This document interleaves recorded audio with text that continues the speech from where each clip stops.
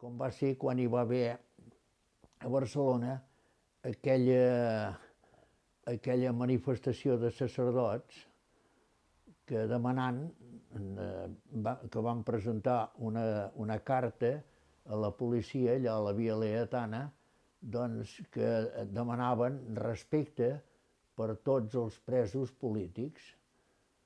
I llavors la resposta va ser que va sortir la policia i va perseguir un centenar de sacerdots, llavors que anaven en sotana, per al carrer Làuria, amunt, doncs a garrotada límpia.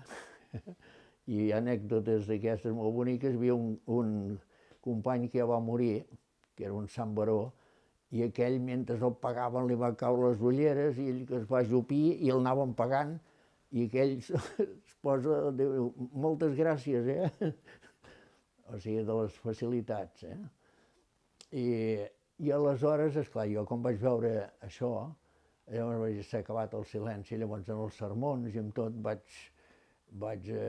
condemnar-ho, totes aquestes coses. Sé que molts companys meus, doncs, perquè jo els tinc com a companys, doncs van fer coses que se la van jugar de veritat, I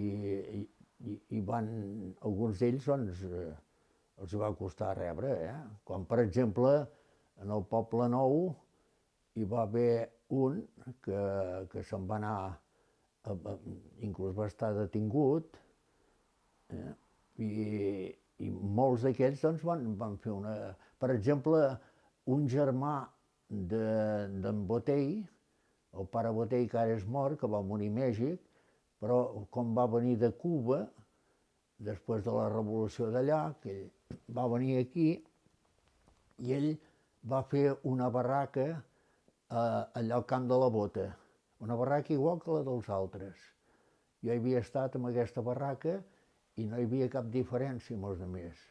Inclús una vegada em vaig trobar, anant allà amb ell, que vam quedar que dinaríem allà, abans de dinar jo dic, em convindria anar al lavabo, diu, el Mart, com que està allà, estava tocant el Mart, i sí, si vols anar a orinar, vés a orinar al Mart, oi? Doncs, clar, jo anava amb sotana, però allà al Mart, com els altres.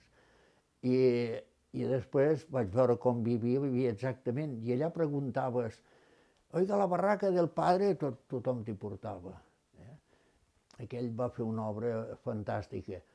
I defensant amb aquells el van detenir, perquè una vegada va protestar perquè la policia va entrar a la nit, va rebentar la porta d'uns, em sembla que eren gitanos, però era un home molt respectable, perquè vosaltres sabeu que els gitanos, doncs, els més grans els hi tenen un gran respecte, amb això són exemplars, I sempre n'hi ha un que és l'home que li tenen més respecte i que posa pau a vegades.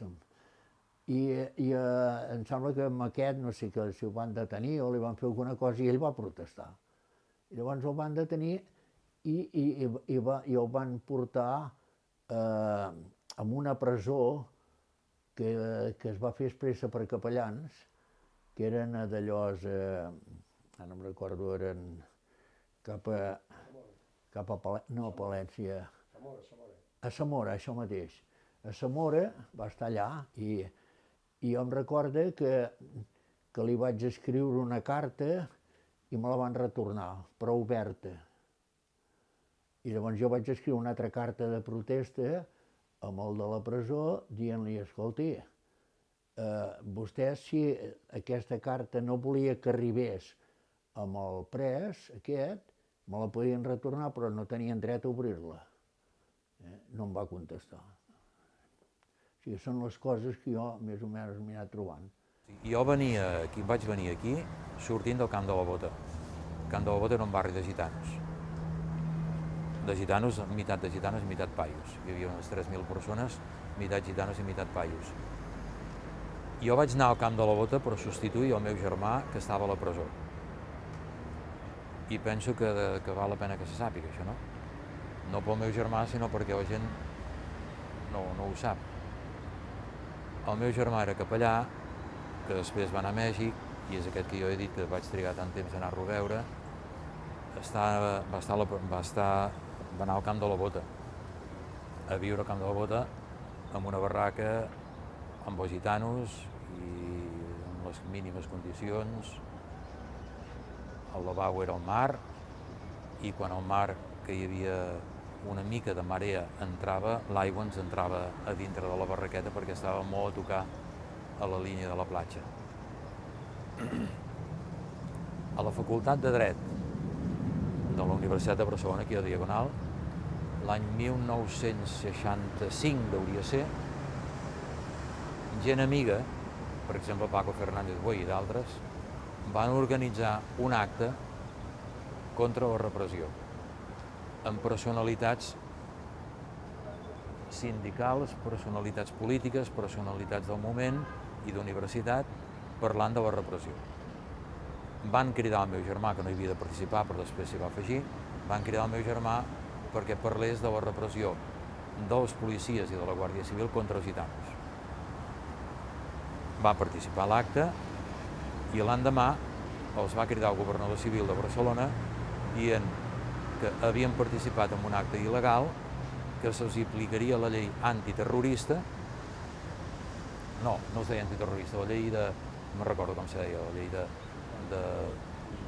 d'ordre públic, la llei d'ordre públic, per haver participat en un acte d'aquestes característiques, però que, donades les característiques de les persones que hi havien participat, ell, el mateix governador, els recomanava que quan els cridessin, diguessin, fessin una declaració a la policia dient que passaven per allà, que no sabien de què anava, que els van invitar a entrar a l'assemblea, que van entrar i que van marxar.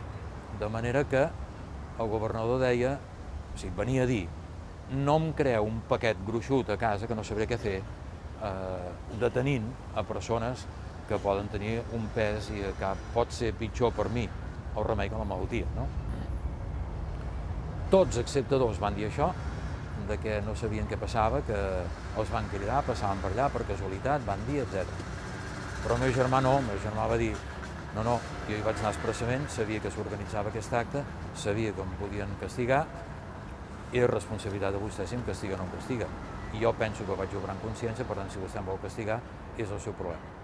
Hombre, que no me haga esto, que no sé què, que no sé quantos, no és el seu problema. Són dos els que ho van dir, Maurici Serrahima i ell. Van anar al tribunal d'ordre públic, i va ser condemnat a 2 anys de presó. Per què? Per haver participat en aquest acte. I aleshores, per concordat, entre Espanya i la Santa Seu, els capellans que havien delinquit o que havien tingut algun conflicte, o havien robat, o havien assassinat algú, no sé, podien complir condemna amb un convent, no anar a la presó. No, doncs el meu germà podia haver complert condemna amb un convent, com alguns casos, ja s'havia complert condemna en els últims temps, capellans de l'oposició que eren condemnats, etc., passaven amb els jesuïtes de Manresa, a Montserrat, etc., i allò significava la presó sense sortir d'allà. El meu germà va dir que si ho portaven en un convent d'aquests, ell s'escaparia i que en tot cas la responsabilitat d'escapar-se recauria sobre l'abat o sobre el director del monestir, sobre el que fos, no? I que per tant allà el senyor, que ell s'escaparia i que per tant el posaven un guàrdia sempre al seu costat, o que llavors va dir que volia anar a la presó i va estar 3 anys sense complir condemna perquè no hi havia cap presó, no se sabia què fer amb aquest cas. Van haver-hi també 3 capellans del País Basc, 2 germans i un altre, els germanos Dorronsoro i un altre, que van dir el mateix i es van posar d'acord, fins que l'any 1978 van inaugurar, o Franco va obrir la presó de Zamora, una presó antiga en males condicions, que estava en semiruïnes, la van obrir com a presó de capellans. I el meu germà, Francesc Botey, va ser el primer que va entrar a la presó de Zamora. les condicions de vida a la presó de Zamora, aleshores es complia el concordat, perquè els capellans no estaven barrejats amb els altres i alhora es complia la seva voluntat perquè anaven a la presó, per una situació molt esquizofrènica.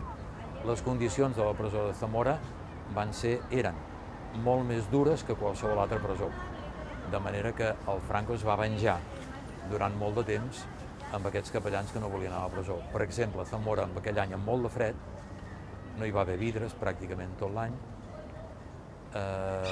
un menjar molt dolent, registres continuats, només podíem anar un cop al mes durant 20 minuts a veure'l. Jo hi vaig anar moltes vegades, però anar d'aquí a Zamora entens el que significa ara la crueltat de la dispersió dels presos del País Basc, quan les famílies del País Basc han d'anar a Càdiz o han d'anar a les Canàries o han d'anar al que sigui, sapiguent que és constitucional, que els presos tenen dret per Constitució o per dret penal a complir condemna a la vora de casa, i per tant aquesta dispersió de presos era ja en aquell moment inconstitucional i segueix sent inconstitucional ara. Bueno, aquesta va ser, penso que val la pena que la gent jove sàpiga que el Franco va crear una presó especial per capellans perquè és poc conegut. I a més, curiosament, quan va sortir el meu germà no ens va dir res, òbviament, però al cap de 6 mesos es va descobrir que els capellans que van arribar a ser 16, que vivien a dintre de la presó, havien fet un túnel per escapar-se. I ell havia participat en la creació del túnel. I feia el túnel amb forquilles, però sota terra, i el més complicat era com eliminaven la terra. L'eliminaven a través del vàter, però s'havia d'anar molt a compte perquè és una senyal, es veu, de tots els carcellers, que si els presos fan servir el vàter més del compte, que tiren terra més que altres coses.